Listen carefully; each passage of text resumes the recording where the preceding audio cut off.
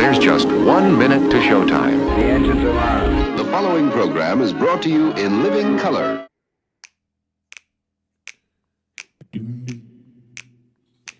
When they wrote up the systems and the rule set that we use, did working people get to write a line? What class of men on pen and paper jotted down their clues? With capital the heart of their design. When 90 million want a thing, but some shareholders say no, which class of people get to have their way? The people read the fine print, say that this thing has got to go, and we'll start writing a new contract here today. Don't you know that hundreds will work and one man keeps the money? They don't think they gotta tell us why. When they say the new social contract, all the bosses will be gobsmacked and everyone will want a sign. Oh, yeah, everyone will want a sign.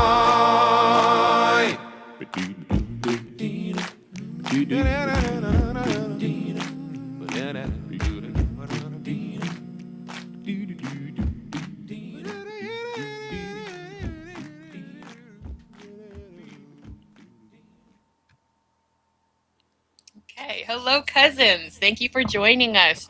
It looks like everything is working, so we're going to hopefully keep up that energy through the rest of the broadcast. That's right, we've lost one of our bits. If the internet doesn't go out, we can't talk about it. Yeah, well, yeah, that's true. We won't be able to talk about it if we don't have technical problems, because we can't go, you guys know American internet. Oh no. So yeah. But let's hope for good this episode, especially since we're going to be closing at the top of the hour because Jared's a busy man. He's got things to do. This past weekend was I don't know if you watched the stream or saw the stream, but it was Bonnaroo weekend, which I didn't even remember until like it was happening. But the whole time I'm watching it, I'm thinking like, Jared needs to be at Bonnaroo. Like, you need to play at Bonnaroo. Like, that is like so your vibe. Like everything I was seeing, like leading up to, like I'm like, this is like where you belong. Like, so I don't know if we need to start a campaign. You would know better than me about this kind of stuff. But like you belong there. Like as a performer. Like I want to see you at Bonnaroo. Like there were so many people there that I'm like, he's better than this. Like, we shouldn't have to watch this. We should see this. We should be watching Jared at this time. So I've still never even attended a music festival. I went to a few concerts, but I've never gone to like the big, like, you're in a sea of 100,000 people. I've never been to one of those, and I don't know if I ever will, because apparently they're really expensive. And I'm like, yeah, you pay like over $100 to be where you're not going to get anywhere near this band, like just to be in a giant sea of people. I don't know. I know people that specifically went to Bonnaroo and they camped, and they said that it was basically you pay like $400 to go live like an animal for 4 days.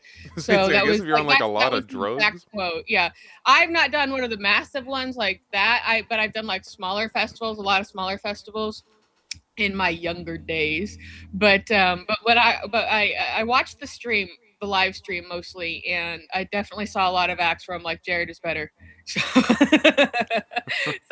So let's figure out, everybody, how to get Jared to be able to perform at Bonnaroo. So, yeah, because I want to see it. So, Nathan Coyote says I haven't. I got really high on acid. So, yeah, that's basically what you're going there for, is to do drugs. Time Traveler says hi Time Traveler. Yeah, that Noah Khan closed out the show and said that like he had been there for attending for several years before, and he was like, I pretended I liked mushrooms over there, and I pretended I like acid over there. So yeah, basically you just go there to do drugs. That's like a part of it. Huh? What's that? Just go home and do this in your backyard. You can just... Right, yeah, that's how I am. I'm like, can't we just do drugs at home and not pay tons of money to do it? But it'd be rad if you were performing it. That would be super cool, because then I would, from my home, stream it on my television. Anyway, guys, we're talking about this kind of stuff because we're in a low ebb right now. There's not a lot of sensationalism going on in the news, which, one, that's cool, but two, spooky as hell. So it's like, what's going on? Why are we not like seeing any of this stuff? Like everything, that should normally be happening. We're usually whipped up into a frenzy, and things are always happening when we're on air, but it's been very quiet. So it's like, what are we trying to do here? I just now noticed that you've got your curtains drawn because I'm sure it's hot because it's dark in your background, and I've got mine open because it's not hot for a Well, few if minutes. if the curtain was truly drawn, you wouldn't have this. You wouldn't have my front light, but behind me, yeah, Yeah, I it's don't tell funny. them the It's lights a on. funny contrast when I'm looking at it. I normally do have mine drawn because of the heat, and I get a little bit kind of normaler looking. But like when the lights on, it's just I always feel like somebody just shined a light into my crypt. So I'm like not normal. But yeah, I'm like totally discombobulated from having light on and like natural light happening. But yeah, that's basically all that's going on is we're just trying to figure out like, okay, are we gearing up for something? Like, are we waiting for a shoe to drop, or are we just conditioned to wait for a shoe to drop? Or are things like, have we gotten to the point where it's like he's like Trump at this point is just like no longer bankable, and they're just gonna just have him sit there and do whatever, behind the scenes, because we know that he's not in charge of anything. He's just, the puppet. They all are just puppets at this point to the people who are actually running the country and international affairs, which newsflash aren't going well for you the United States. So I think we were talking about this before the show. Probably the best metaphor that we have for how things are going in the U.S. is Trump, 80-year-old Trump falling asleep at his fist fight on the White House lawn. So if you want to know how things are, if anyone's like, I wonder what's going on here, that's it. So that's where we are, and you kind of wonder. It's like, okay, is he no longer bankable? So they're not even bothering, and then the secret stuff isn't making news or whatever, because the things that are making news now is that Elon Musk, world's biggest douchebag, is now also a trillionaire. So that's a headline that's going on, and it just kind of reinforces the point that allowing this kind of thing to happen, the United States allowing this to happen, as driven the fascism machine to the point where the country, whatever was left of the country, is now gone. I'm not saying like, oh, I'm so nostalgic for how things used to be. It's always been bad. It's always been awful. But the whatever it was before was at least maybe something closer to functional than it is now, because if we have not, gone past the collapse, I don't know like what we'll say, and that's going to be like a history situation, I think, to dictate that. But um Here, let me it, read you a let me read you a line from my favorite commie who I bring up all the time.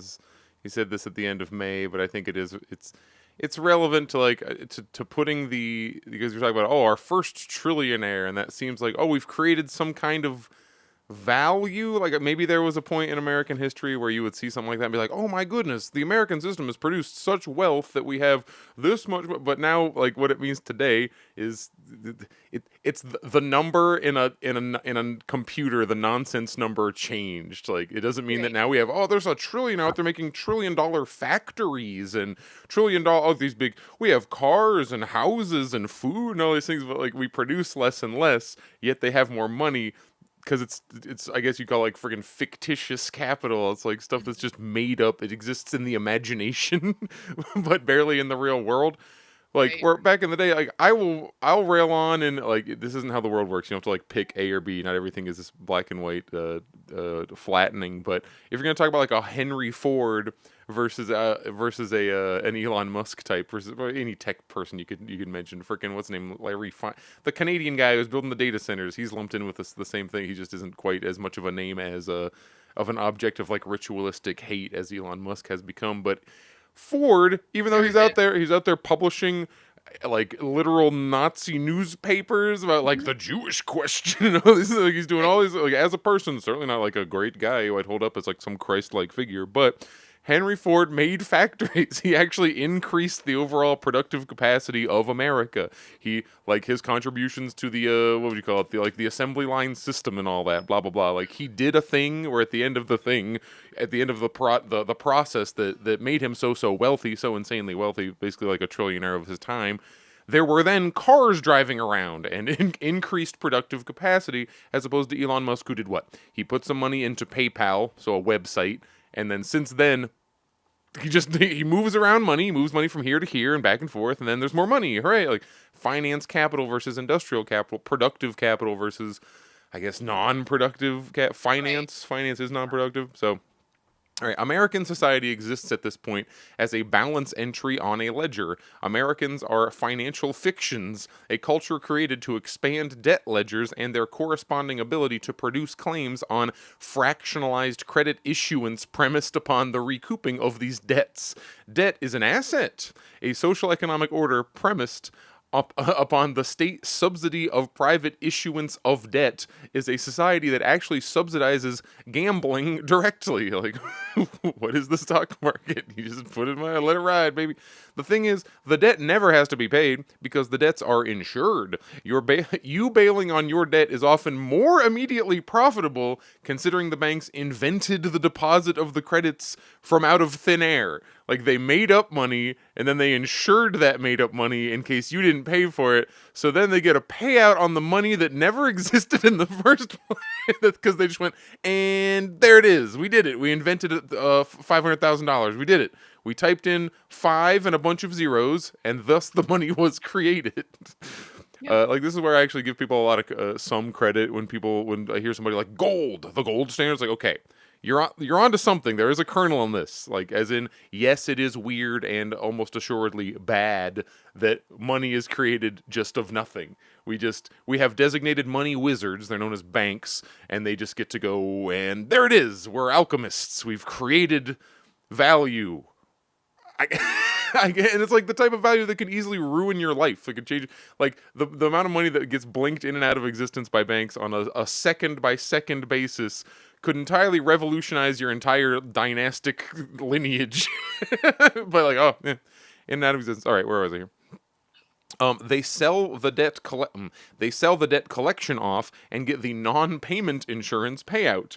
They already used the asset of future debt servicing and sold it. The sales funnel of it all is just this very tall pyramid scheme where at the top, the pharaonic, as in like the pharaohs, pharaonic private issuer of credit trickle down their godlike power to create value out of nothing instantaneously, and beneath myriad niche cargo cultic projectors and dramaturges producing demand for this debt by means of spectacle. He talks about like how you're like, oh, I'll go buy a ticket for this and then finance it on Klarna and then just come back and the machine spins, right? At the very bottom, you sit, harangued by sacred clowns in business suits, lying to you for their free scraps of credit ex nihilo. This a society founded around a void now, military nihilism, as Has says, but really the military just defends this voidness anyway. It is really the zero of the debt to credit ratio. In order for the 0.01% to gain 10% more, it means indebting millions upon millions of people into the range of negative assets. Their savings are the same as the debts of the poor. This is the balance of payments here. You exist not in discrete classes so much as proximity to the central operation, the void, the complete absence of meaning, the self-replicating code of financial vehicles, the warped illogic of private finance. Staggering machine. It's like our society is so fake, or should I say our system of value, of how value is created and calculated and measured, etc., is so broken that you have a trillionaire. Like what it's like the absurdity has just reached a new thing, a new level, and it happens to have this many zeros now. We've hit a new group of 3 zeros. Right. Yeah, on one hand, it's like it means nothing because we've just been going this way for so long and it's like money doesn't matter anymore. But on the other hand, it's like, yes, this is completely absurd and stupid and should not have happened. The and first for moral 10-time WWE World Champion. It's just, it is. All right, sure. This is all stupid. And it's the whole concept of cult of personality has never been more relevant than, what we're looking at now, because this is only happening because these people also are just so desperate to be celebrities, and now for good and for for better or for worse, TMZ is chasing around, a lot of these people. A lot of they have like a whole division now dedicated to just like, following Congress around and following political people around. And it's like good, but also like then now you're also playing into where, that you're making their dreams come true essentially. Now the entertainment website is following them around and just it's just the idea here is just it's perpetuating their fantasies of getting to be famous, rich and famous, and do nothing for it. So we've seen this happening throughout history constantly, but it's, I think, at an all-time high now, where it's the desire among probably most people in this country is just to be rich and famous for nothing. Because then you are not responsible for doing anything. You don't have to make a music. You don't have to make a painting. You don't have to do anything. You don't make any decisions. You just sit around and collect your checks to pass really bad legislation. And then, and now the entertainment people are following me around. I've done it. I'm it. And then you get out and then you go into, broadcasting or whatever. So that's the world we live in now, and that's why so let's throw this reason onto the pile of why I keep saying that we have usurped the collapse already, because again, history will tell us. I think we're going to be reading eventually when it happened, but I think it must have been happening. It's got to have happened sometime between the end of last year and now already, like. Because where do we really have to go? The only way that United States makes any money anymore is war, and that's why it's one after the next.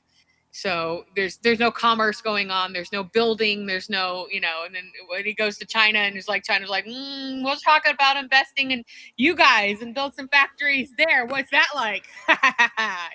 So. The magic of China is, they use their ability. They go, the state can just make up money because that's how money works in the year 2026. Sweet, we want a subway system. Well, how do we pay for it? Well, we just invented some money to pay for it. It's done. There you go. Oh, this didn't make any profit. Oh no! It didn't make any profit for who? So yeah, like the thing exists and thus has the use value of existing. It didn't happen to make any freaking cash value. It didn't make any surplus value. That's the real word for it, or less of it. And we're getting to a point, if you want to go pure Marxist theory on us here, the fact that our money is faker and faker and faker. Well, we're gradually grinding the value of labor down to zero. And once it hits zero, well, there you go. There's your moneyless society, because money is no longer worth anything. I can be the world's first quintillionaire, whatever that means. Just write some more zeros under my ledger. Yeah. And there you go. And then that's another thing too. It's like, this is, as we're saying here, it's imaginary because it's like people are putting money into these companies, or basically shell companies, like or because of the personality of Elon Musk, not because he's doing anything. The boring projects never happened. Those turned to shit and nothing like came of that. Like the rockets blow up on the launch pad, like the cars fucking catch a fire and melt all the way to nothing. Like this man has done nothing. This is like the biggest case of grifting that we've really ever seen, and people are celebrating it and acting like, oh, neat, wow, cool, like this is a cool thing that's happened. And it's just like, this is the most idiot shit. This is so America, right? And it's not even American. I think maybe that's like the most asinine part of it.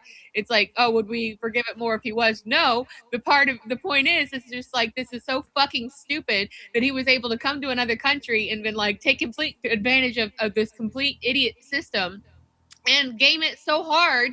But in a big open air grift the world has never even seen the likes of before. But again, I was mentioning this before air as well, is I refuse to believe that like this is a milestone in Earth living. I am absolutely sure, and I will go full lizard person here, because I think that I believe that there are people out there that are like so dynastically wealthy, like from the beginning of time, that like you will never hear about them. You will never know about them. They are out of the public eye, and they probably have like 10 times the wealth that he has got. But so like if you want to go Illuminati, or you want to go like, secret society, sure, whatever. I think that this is something that those people can easily just use as a smokescreen to like, so that you never hear their names, you never know about them, and we didn't even know about a lot of the open, like the Walton family and like all of these main like donators and stuff. We didn't even know about a lot of these people until more recent years, they were able to keep their anonymity for the most part, except for You'd be called a roving journalists now and then.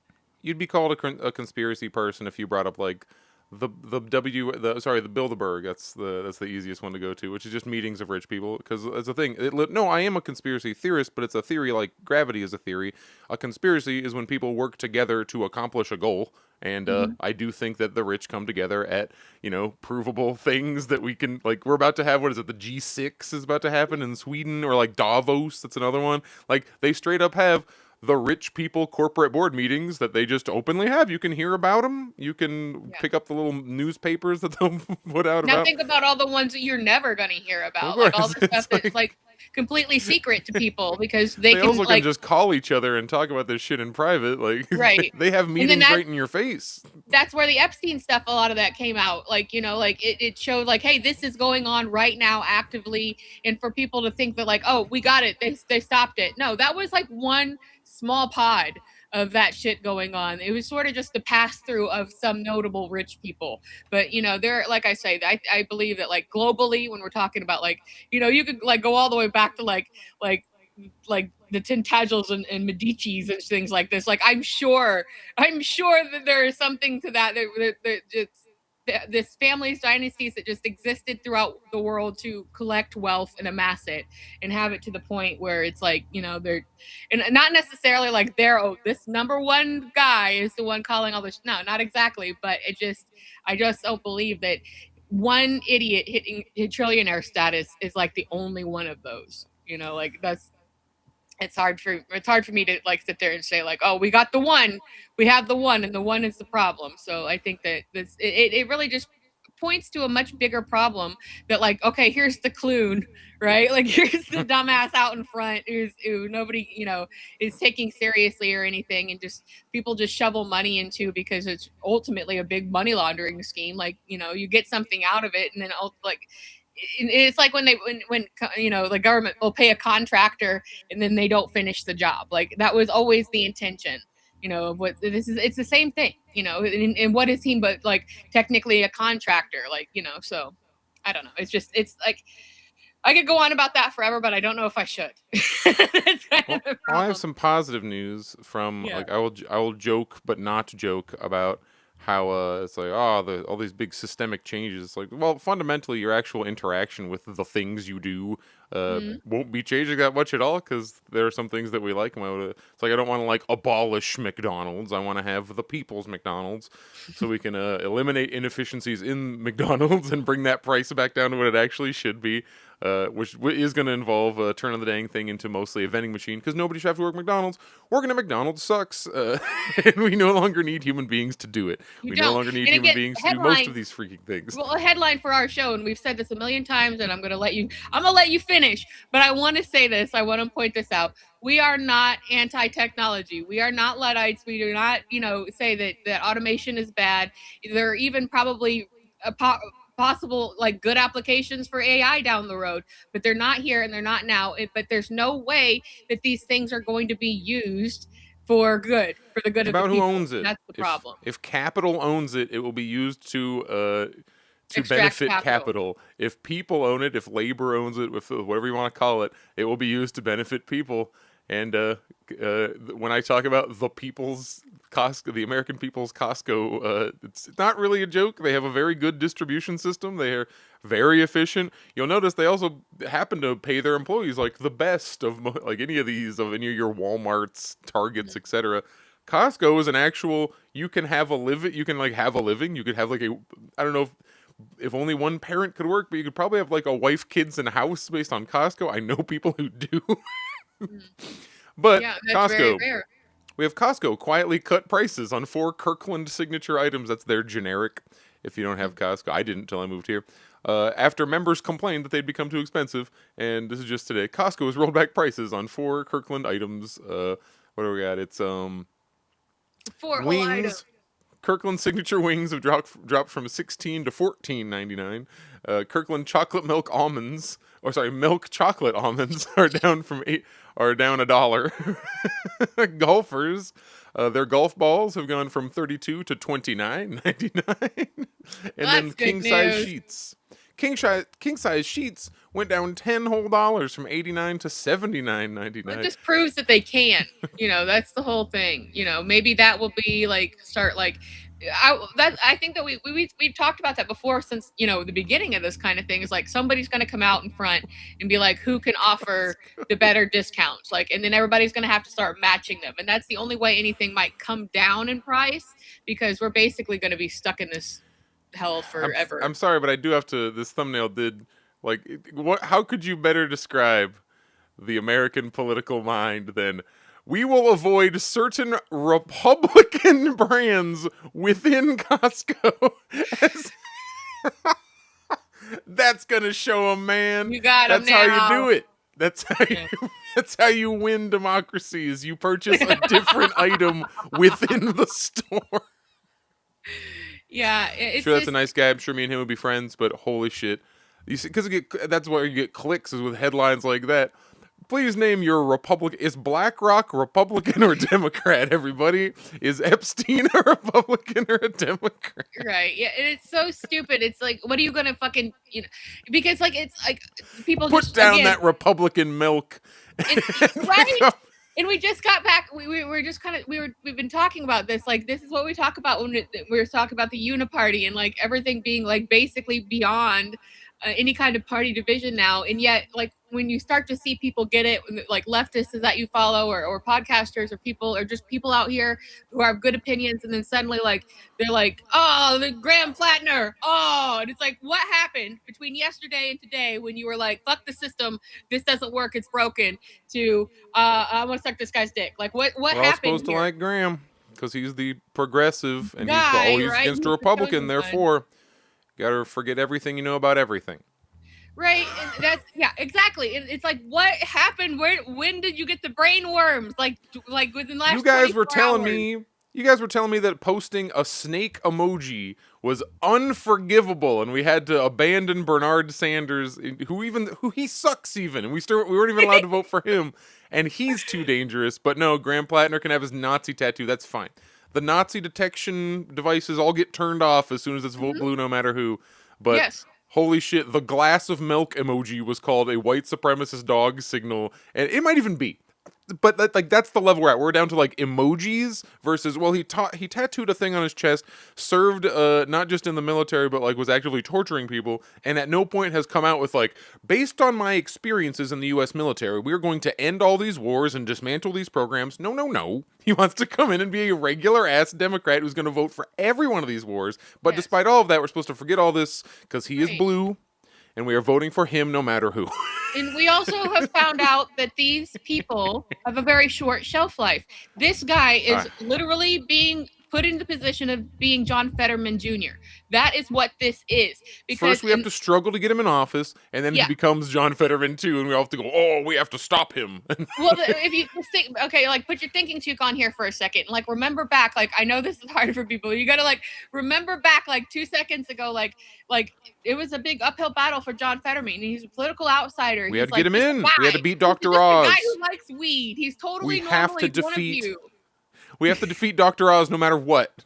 Yeah, he's one of you. We need to have him. We're going to put him on all the news outlets. He's going to be your number one guy. And he's like, I'm just like you. I have strokes just like you. And then like they go and like, they put this guy in office, and he turns into the biggest fucking creep anybody's ever fucking seen. Even though people were coming out and being like, this guy is a goddamn racist piece of shit.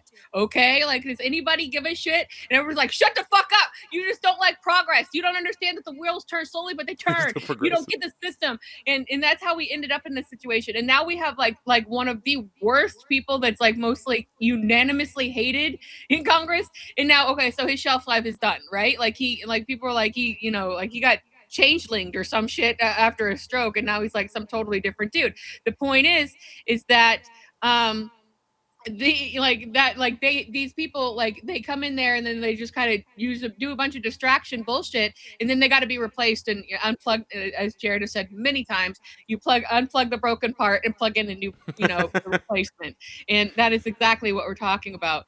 It's way too long because nobody remembers it anymore. But you remember the two, was it South Carolina, I think, senators was Ossoff and Warklom, and that we had to get in.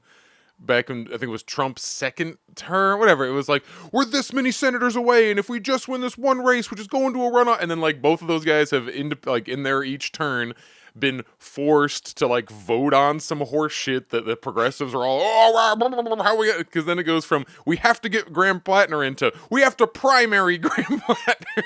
Right. Well, remember let's do it again. Remember Kristen Sinema? Like you're like she was Kirsten like, Sinema, gotta get her in. Yeah, no, remember she was supposed to be like this progressive bisexual darling. Black blocked up at like what we would now call Antifa protests, but that was before then. Like in the full mask and shit, and like we're gonna burn it all down. And, like, and they got her to go from that to curtsying while voting down a minimum wage increase and leaving the Democratic Party into. If I was a Democrat myself, I wouldn't support these strategies because they don't work. I would have watched it not work 50 times in a row, and I would be like, oh well, clearly if I don't change tactics, I'm a fucking moron. So like, let's change tactics. That's what I don't understand. I think that's what we keep coming back to is like, okay, like yesterday you were like, I'm not a Democrat anymore. Not you, but like you theoretically, you people, the grand you, the royal you. Like you see people being like, I'm not in the Democratic Party anymore. I can't trust them. They just burn us over and over and over again. And then it's the next day. It's like, oh, Graham Plattner. It's like, what happened to you in this time? I know you're not getting paid because you know I have a big enough following. You're just a person out here. Like what the hell is this? Like why are we doing this again? Like when are we gonna actually break the cycle here? Like you gotta, you know, like you got to break the chains of oppression at some point and like be responsible for what you say and you do. Because if you're saying this, because we always say use whatever platform you have, do whatever you can. If you're saying this now, that like the 5 people who interact with you all the time are like, yeah, okay, I'm all right. Like don't do that. Like everybody has to. It's a part of the social contract, wink, that you do these things, that you're responsible for the stuff that you say and you do, and then you end up in a situation where you're promoting somebody that obviously you get nothing out of. Like, why do you think this is going to change things? And we like in the same vein, like I'm sort of at a head scratching situation when it comes to Mamdani, because we were not necessarily against him, but we were not for him either. And we said, this is part of the political game. We're not going to like turn him into another panacea of like, oh, he's here to fix the Democrats, because that happens every few years. It was AOC. Before that was Bernie. Before that it was fucking, I don't know, Gore. Like it was good. Right? There's always going to be somebody's coming in to fix the party, and then that just keeps it rolling along long enough that you eventually age out, and then you get a bunch of new 18-year-olds in who go, oh, Mamdani, he's going to save the party, and it just goes forever. They do the shit with Republicans too, by the way. Like we talk about the Democrats because that's who we like hang out with more often. Just like socially, I assume that we like neither of us grew up horribly like hard red Republicans, but they throw out one of them with the Republicans every once in a while too. Ted Cruz was supposed to be a fucking revolutionary conservative, who's going to bring everything back to blah, blah. Guess what? More money to Israel, same forever wars and all that blah blah blah. Yeah. Like, they got out Thomas Massey. Yeah. Anytime that there's any genuine pushback against it, and Thomas Massey, he was bullshit too, because he's like, I'm gonna go read the Epstein names out loud. Do it, fucker, do it. Everybody was like, do it. If you got to do it. Didn't do it. I could be doing it right now. Didn't do it. So it's really easy to like set yourself apart just by like refusing to say the stupidest lies publicly. You're instantly going to be like, wow, this guy's a freaking revolutionary leader out here, not saying the stupidest things possible on camera. Like Massey did a whole little fun little poetry slam about the USS Liberty, a ship that Israel bombed on purpose to like try and sucker it. It's all coordinated. The U.S. had Israel bomb us as a false flag horseshit operation to get us involved in more wars, and apparently that has never even been discussed in any way on like the floor of the Congress, etc. So he's like, and today I'm bringing it up to make everybody feel bad, and then they zoom out and the place is empty. Right. And that's kind of what we're saying here is like, the big picture argument here that we're making is like, it's a sham, and when you horseshoe yourself back into it, you're just refalling for the same lies and the same lines and the same people and the same thing, and you are the one different. It just doesn't work. When you do that, even if it's just like when they say, oh, your one vote matters, what matters is where you are voicing your support and how you're doing it, not the vote itself. But because if you go and shoehorn yourself back into this and say, I'm back in it, guys. We're doing it. It's this time. Hope and change. Like you should know at this point that the system is completely destroyed and broken, and there's really no reviving it. So if you are jumping back in to say, all right, this time, guys, no, okay, I know how last time went, but this time, guys, and you do that for 20 fucking years, like, okay, that's not gonna work. We are not gonna be able to sustain or uphold this, and that's why we're constantly talking about like voting is nothing, and I'm going on about like, okay, we have reached a point of collapse because there is no reviving or fixing what has been done, because the system this 300-year-old system, 250-year-old system that was built around being able to like have slaves is like not tenable this many years later. And that's how we end up where like the dumbest people are running things, or running interference, I should say. How we have proxies and attack dogs all over the world doing our bidding, and things aren't working out because how good did Ukraine work out for everybody? So you got the Zelensky running around being like, please give me the money back, please, the sucky dick, please, and everybody's like, no, sorry, guy, like, stop calling, blocking your number. Like, so like that shit is like, that didn't work. And if we had and the reason that people are so confused about all of how this is going, about that America is using proxies, outsourcing war, is because that's the only way that America makes money anymore. United States, of course, the only way United States makes money. We don't have industry here. We outsource it all. We just take everybody else's shit and give the money, like let war contractors just make deals and make money about acquisitions and things like this. That's where we are. That's what this is. There is no more United States proper. It's there's no more whatever the baby boom era, like right after World War II, where things were like kind of in a reconstruction and construction type of mode. The Eisenhower era, where interstates were being built and we're doing diplomacy with aliens. Like that shit isn't happening anymore. Like we have no growth, we have no jobs, and now things are just getting worse and worse and worse because these corporate people are allowed to squeeze people even more and even more and even more. But we're still having these same political arguments, these same healthcare arguments, these same surveillance arguments, these same like what am I thinking? Green tech and global warming arguments. It's just arguments, and we're just kicking the can down the road, but nothing is happening. And you can amplify that with the entire West, or like kind of the entire NATO umbrella. Like nothing is happening for anybody that is underneath the United States control.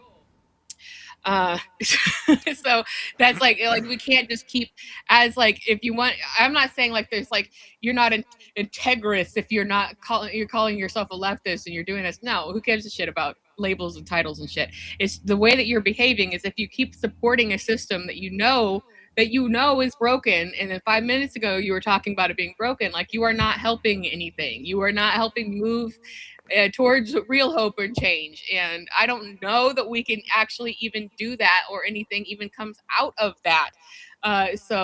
But we're not going to get there if you just keep repeating the same patterns over and over again. Well, I have the fun that I've been having this last week or so is the World Cup is on. If you want to watch I was some actually going to soccer. ask if you knew anything about that, because I've been kind of seeing it on the periphery, but I don't give a shit about like soccer. So like, if you want to do the real fun of the World Cup is all the little international interactions where we've had. But before the World Cup even got going, there was on Twitter there was a little wave of Japanese people who were like interacting with American style food, specifically grilling and like barbecue, and it was very positive. Everyone's like, "Oh, look at this, grilling! Wow, your food looks really good." And then people start showing up here in the last couple of weeks. I still don't understand who has the time, as a person who does a lot of travel and tourism, how you can, I guess if you only do this once every 4 years, but how you have like a full month to just go tour around the U.S. and go to these games. That it's like, I keep hearing it's like $1,000-ish to go to like any of these matches. Maybe those are for really good seats, but even 100, let alone hundreds, I don't know if I'd be paying to go to a World Cup match. Let alone anywhere near the finals where the prices get really insane. But there's been a lot of like food battles. The Germans seem to, the consensus now is that when Germans come to the U.S., they like get it. They're like equipped to handle the U.S. and I'm like, no, we're thinking backwards. It's because a shit ton of Germans came to the U.S. right. and are like they've been showing. They're like, wow, we're here in Wisconsin. And like this food is all great. It's like, yeah, because it's all the shit you know from Germany. It's just the same. Right. It's the a same ton with of Indiana. Germans. Yeah, like our state sandwich is the tenderloin, and I'm like, yeah, that literally is Germans. Yes, it's a giant frickin' schnitzel. Like people have been having schnitzel on a bun. That's exactly what it is. It was a German finding so they like can eat country it in the fried mine. steak. Sorry, Yeah. say again. And then and like just like the beer culture and everything. It's like if you look into Americans' history, like probably the most pervasive like food and party culture comes from Germany. So The like, Midwest for certain. It is like historically absolutely Midwest. the Midwest is German as hell. Go to like Cincinnati, Ohio. It's German. But anyway, the Germans are all seem to be having fun. Like they found Buc-ee's and they're like, oh my god, Buc-ee's is crazy. And yeah, it's been nice. It's been fun. It's been positive. It is kind of, and now suddenly you have Americans who don't feel embarrassed. But like, yeah, USA, look, see, we have these things that we like. And I'm like, oh, I see. Now that the Europeans have showed up, it's okay to like America. Anyway, the British, however, have been having a bad time. Actually, the English team in general has been just, oh boy. Like, Algeria is in Lawrence, Kansas, and I was going to pull this video up, but you can look it up for fun times here. The Algerian national team in Lawrence, Kansas, very small town, and Lawrence, they've been having a great time. Like, there are very positive interactions. You have, like, the local college, well, it's KSU, pretty big ass college, but still, that college is like learned the Algerian national anthem and they're playing it for them, and then you have all these just like rando yokels who are, oh, we're so happy to have the Algerians out here, and they've been having a great time in Kansas. Meanwhile, the British team, they had to like shelter from a tornado. Like the weather is bad, the conditions they're not having nearly as fun of a time. I think this guy is partially trolling the image you see on the screen here, but this is a real sandwich that you definitely like, because there's you British people in here defending it. But it's like the American mind cannot comprehend the pub cheese and onion roll. And when I zoom in, you will see that it is a very thick piece of, I can't tell what kind of cheese, just a full bisection of raw onion. Some kind of schmear looking, and then in the back, the real fun, salad cream. British people make fun of Americans for ranch dressing, and then they have salad. Now, garlic mayo, that looks pretty. I would have that. Garlic mayo sounds great. Salad cream, what the fuck? And then, so this is fun time controversy, because there's no one dies. The stakes are very low. We're talking about sandwiches here. I saw a line I liked, which is like, no, Americans will eat raw onion on a sandwich. We just won't eat raw onion sandwiches. They'll be like, checkmate, look, here's a burger with onion on it. It's like, yeah, man, we will add onion as like a condiment basically on the sandwich, but the feature cannot just be raw onion. Why does all British food look like it was created with absolute disdain for the person eating it? And like British people eat like they're medieval peasants still. Right. Yeah, because there have been, and you don't know who's joking and who's being sincere, but it's somebody who it's a plate of Golden Corral, and they're like, I just had an out-of-body experience. And we're all like, oh, you guys are going to shit on our culture, and then you freaking show up and you have our most normal food, and you're like, this is incredible. Right. I know British food is absolute ass, because there's Brits on social media right now going to Golden Corral and Olive Garden saying it's the best food they've ever had. And this guy, per capita, the UK has 4 times the number of Michelin star restaurants than the US. And then the response to that is, the majority of their Michelin star restaurants are non-British food. It's for like Indian food and Asian food that happens to be there. Meanwhile, in America, and then there are examples of like, see, you have gross food too, and they have like ambrosia salad. I'm sure you've seen this. Have you ever had ambrosia salad? Prune whip. It's like bread pudding with a prune smush on top. Anybody ever have that? Head cheese. I've at least heard of, never had head cheese. Oh, Watergate salad. That's actually good, because that's like pistachio and stuff. But then, of course, you're sitting here going, they got to pull shit no one has touched since the Nixon administration to try and slander our food. It's like, yeah. They'll pull up examples of, like, have you seen, like, the whole chicken in a can? Like, entire cooked chicken in a can. And they'll be like, look, American food is gross, too. And all the responses are like, we have never eaten that. And, like, I've never even seen someone who eats this. Right. This is for doomsday people. Like nobody eats that shit. Like yeah, that's that like the one thing America does. Maybe you didn't notice that like all Americans are like super fat. Like this is like what we do. Is like we just eat garbage food that's full of poison. So like you can too come here and eat garbage food full of poison. The only thing I've been really hearing about it, like I don't know if the games have even started yet or whatever, but the only thing I've been really hearing about the whole thing is just that like a bunch of countries are like getting harassed or not allowed to be in the country or They're fucking around at people's nauseam. visas. Like And Iran, they keep dicking with their visas, and Iran, yeah, they aren't allowed to stay overnight in the U.S. They can fly in, do their match, and they have to immediately fly back out. And now they're effing around with like, oh well, those players had single entry visas, so now they can't return to play their next game. And it's right. like, you would have done all the. Come on, man! Like they're there for a World Cup thing. If anybody gave them a single entry visa, like this is the. It's like in spite of the nonsense, the actual people attending the thing are having fun. We got shots of the Koreans are in Mexico because it's being hosted by Mexico, U.S., and Canada. It's all of North America is hosting it, and there's games in all three of those countries. So you have just like people flying in and then hanging out with the locals, and in general, everyone's having a good time. You have lots of clips of people like, look, see, our party cultures are so similar. Look how similar we are. We are all similar. And I'm over here like, yes. Yes. Yeah. Go Remember this when you places. go back.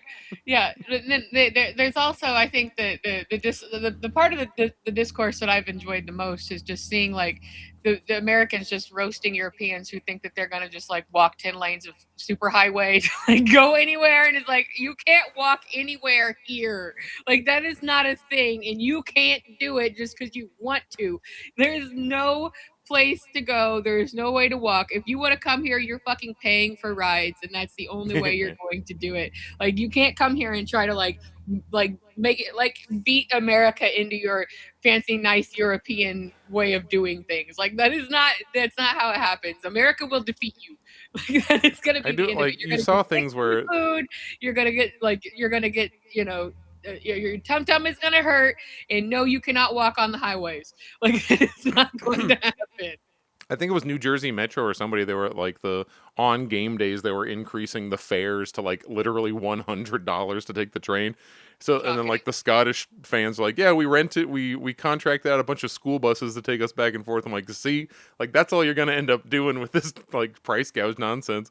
People aren't necessarily just gonna pay. You're gonna then okay, let's circumvent that. And then there's the like, oh, small businesses. You're gonna get a lot of increased business for all these World Cup people. It's like, well, if they already spent all their money on everything else, I don't think they're gonna come back and give us But any that's more another if you've way already that just gouged them for shows you that, parking and tickets and. we can't even do the most basic things without some sort of They do ridiculous seem amount well of attended. greed. I saw all kinds of things about like, oh, everyone's panicking, they can't sell any tickets, and then every match is packed, and it's like, well, okay, that wasn't true then, I guess, unless they just last minute got an extra multiple thousands of people in there. They were doing Right. it was like 68,000 people and whatever. I think is it the New England Stadium? One of them, one of the big U.S. East Coast stadiums, and there are shots, of course, of Europeans like, oh my God, this is the craziest thing. Like, look at this beautiful stadium, and all the locals are like, MetLife Stadium sucks, we hate it. It's just like it's so ridiculous. Like the gouging shows you just how absolutely ridiculous the culture is here at this point, and all these companies and corporations and places and businesses got this idea like, oh, if they can afford to come here, then they can afford $100 fares. Fuck you. Like that is so inhospitable and so ridiculous to do. But like that is like the culture here at this point. Like That's why and I'd that's be what I going to mean. Mexico for these games. I would The absolutely be gouging going down there. it's just it's out of control. Like this is not sustainable. It's not tenable. It's this kind of I hesitate to give him more credit than he deserves, but it's like it's this Trumpian idea of things like, oh, we got to commodify everything. We got to charge $20 for a bottle of water. Like, haha, fuck you. You want it, you got to get it. Like it is nothing like that. Under that idea is not sustainable at all, and that is what you see at the end of something. Like when it's gonna die and it's over and it's done, that's what happens. Just like this insane attacking of their own people, attacking of anybody that coming into this, because ordinarily the idea would be we got to show these guys a good time, we got to make them want to come back and spend money again. But no, they're treating it like, no, like we got to gouge them so hard, like just assume they're never going to come back. Like it is. When can we get China World Cup? I would go for that. Yeah, right. Like people are like have some eye opening, going on there. But it's such a ridiculous time to be here and to be like doing things. And it's not like I'm trying. I want to make it clear. I'm not trying to like long for the past. Shit has always been bad and awful and wrong. I'm just saying that like it is now new, bad and awful and wrong, and we have advanced that agenda so far and so fast that there's really there's no coming back from this kind of a thing, especially on the world stage. Like these people are going to go home primarily with bad experiences, like dealing, you do see some of these like nicer moments happening and it's like cool, but it's like for all of that, there's got to be like 10 times as much bad shit going on for people. And I'm not talking about like necessarily like, oh, we got robbed, and the next, oh, we got robbed. I mean, no, it's just that, like everything is dirty and gross. It's everything is gouging you everywhere you go. Like nobody is nice here. Everybody's mad and mean because we live under horrible conditions. So, and it's like, you're gonna get some nice stories, but at the same time, like this was not a good idea. It was not a good showing for the United States to be hosting something international at this time in its history, because we have nothing to show for it except bad shit. I think the interactions that are based on like the people themselves, interpersonal things, tend to be more positive, and interactions that are based on the institution, like, oh, I tried to go get a train ticket, will be mostly negative. Right, yeah. We aren't in the business of making things nicer for people. Like we were talking about at the top of the hour, we don't have a trillionaire because he was doing such cool shit that, oh man, he was improving things so much that he ended up with this money. It's actually kind of the opposite. It's, oh man, he managed to make things, he managed to inshitify things enough that the finance number went up, that now he's the big boy. Yeah, right. And I think probably the icing on the cake here of what we've been talking about, which is literally enshittification of the United States, because we're talking about trillionaires, we're talking about chasing a broken political system, to follow up on something we were talking about somewhat in jest last week, when Hunter Biden was trolling someone online about where they lived. Okay, I'll just come there and run for governor. Ha ha, fuck you. Ha ha ha ha ha ha. Okay, now he's polling. So, Yep. yeah, and Jared is kind of on top of that one. He was like, yeah, no, that's gonna happen. That's gonna happen for sure. Like we're gonna get we're getting ready to enter the softening of his image of, hey, everybody in this country has an addiction. It's a bad place, and we're gonna end up we're a couple of cycles away from Hunter Biden being the new fucking president. Like he's already basically locked into this, and like I was taking it more in jest, but Jared knew. He was like, no, it's not even because it's like not even my original ideas. I follow a few commies who have scary, because the point of this isn't to do freaking predictions, but it always seems like somebody random to me in the past where like, who the hell is not even John McCain? He's a little bit more famous. Like, who's John Kerry? I never heard. Who's Tim Kaine's like the ultimate one of those. Like, who the fuck is Tim Kaine? Former vice presidential candidate. But once you start kind of like it's just pattern recognition. If you hang around long enough, eventually the patterns become more obvious, and you'll see certain media moves getting made, and it's like, why are they making that move? They only make that move in these like 3 situations, so which one is it? According to Google AI, Hunter Biden is not running for office. Yet. Well, let me put polling, I guess. Nothing's been announced, of course. No, it's like social polling. Like they're saying they would want him over, I can't remember who was running the poll or who posted it, but I started to see people talking about like, oh yeah, like he's got like a lead over actual people in government, or who people want and things like that. And it's just like, sometimes I just have to like not engage with media because like I can't do this. I cannot. I didn't even see this. Fox News had a thing on June 6th where it's like, scandal-plagued Dem becomes Trump's measuring stick for Hunter Biden's 2028 odds. Like you have Trump himself being like, yeah, Hunter Biden could probably run, but so, yeah, it's in there. The machine is giving the signals. Yeah, I think 2028 would be too soon. He hasn't been able to lay enough groundwork and won't have the time. But I don't even think he'd be the candidate. I think he'd just be some cabinet guy just around.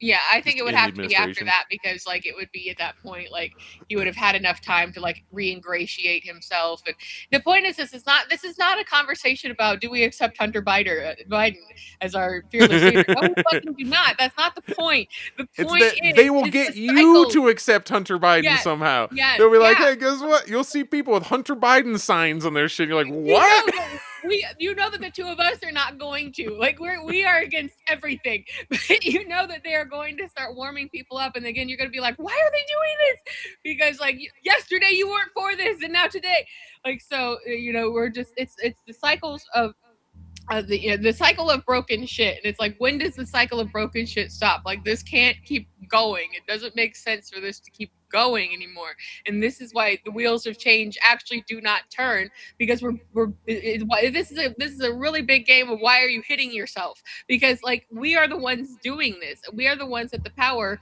to do whatever, and it's like you could take that, you could be like, oh yeah, we could do revolution or whatever, like vaguely entertainment purposes only here, guys.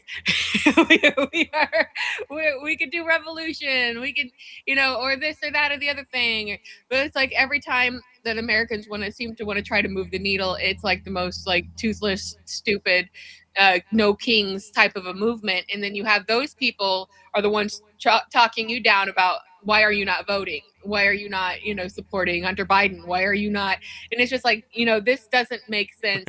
And are we going to do this for another 100 years before people wake up to this idea? Like, because like, you know, we've talked again about what exactly is the America or the United States fall going to look like? Is it going to just kind of you know, wither and die just like Rome did, or is it going to be you know, a French Revolution? Is it going to be a Bolshevik Revolution? What are we really looking at? Because this for us is uncharted territory.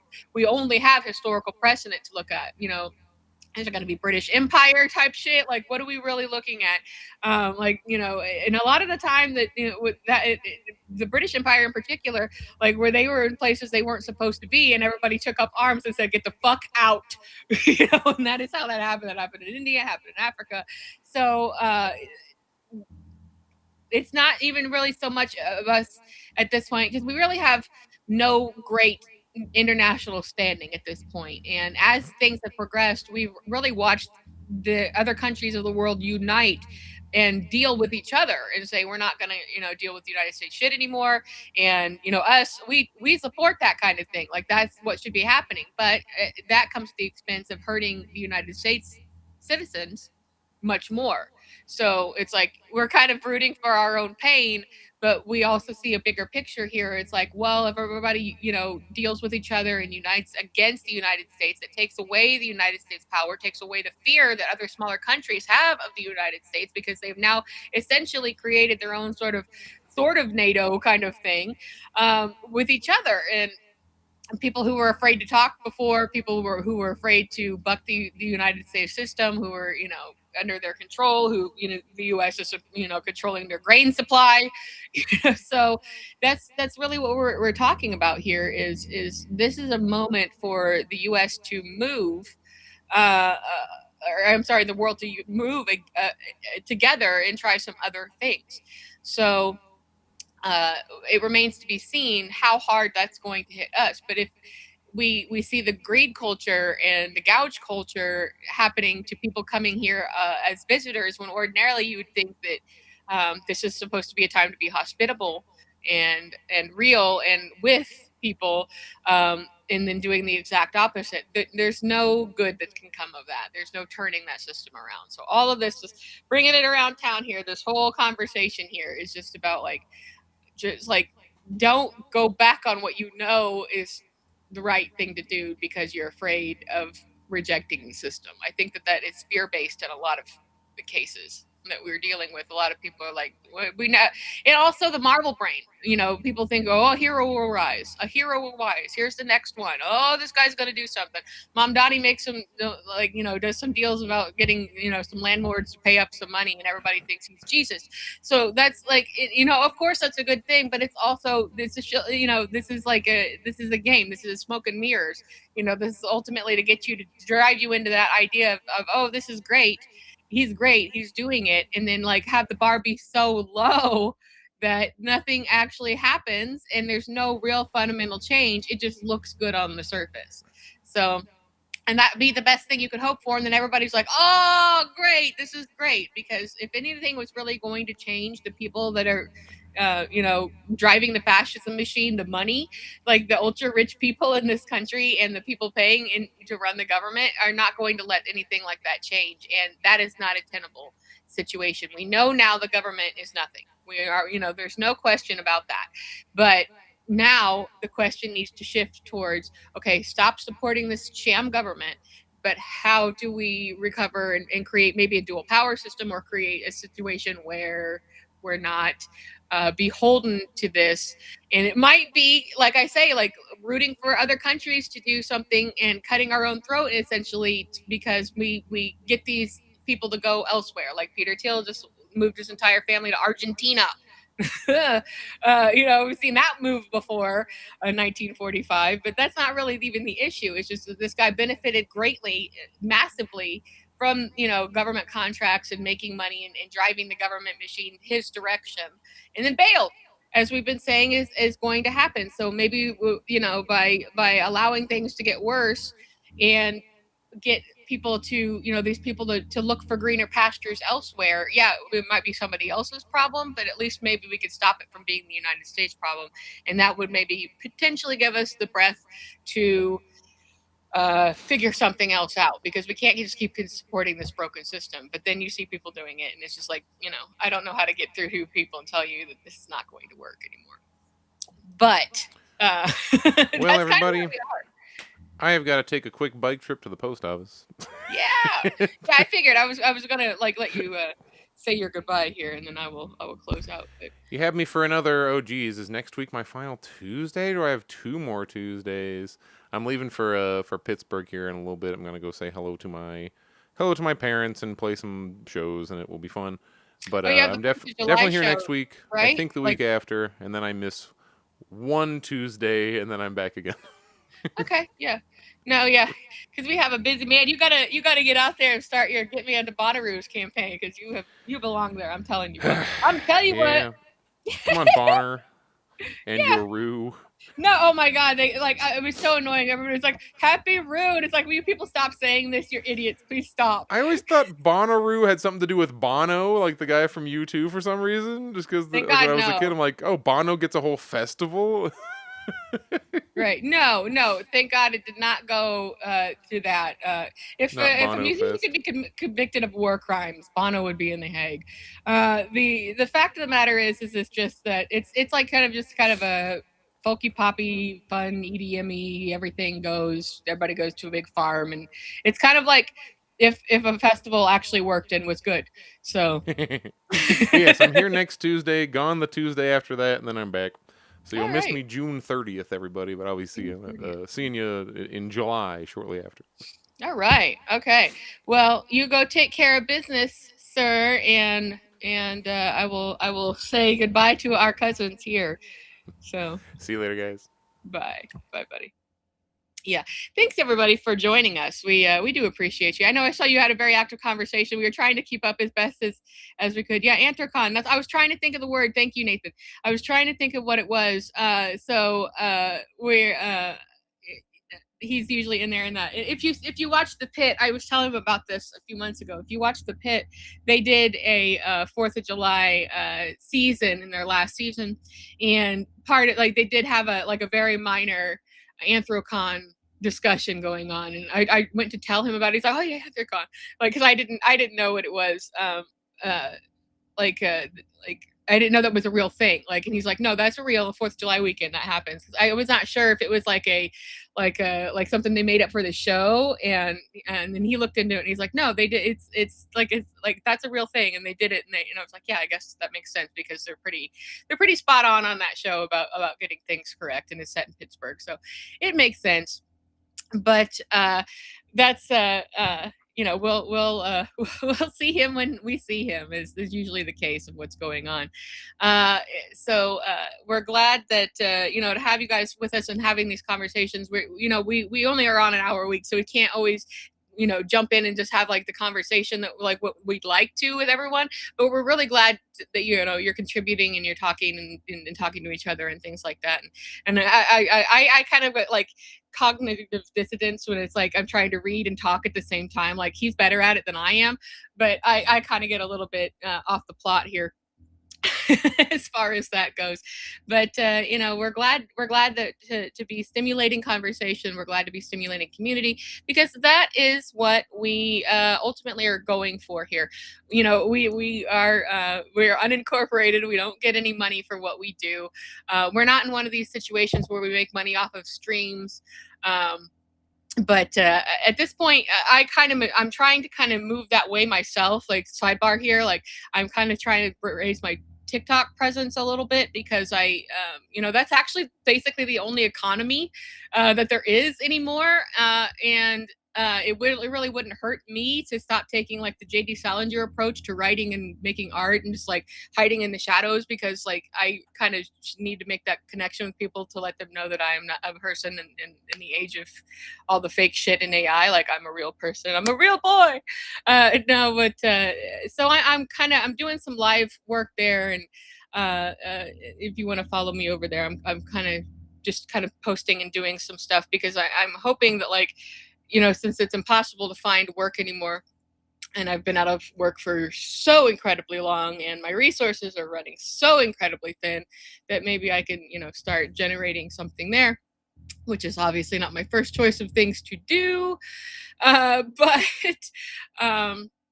I'm trying to do something, because my options are limited. I think everybody's options are limited, and it's like there's an entire economy going on over on this one area of the internet, and then also at the same time there are no jobs. So I'm trying to try to not be like a Luddite about it, and look into this whole area of things, and try to see how things work over there. And so I've been posting and doing live things. I don't love it. I'm starting to see some I had it. I stopped using it for a long time, and then I just basically revived it in the last couple of weeks here.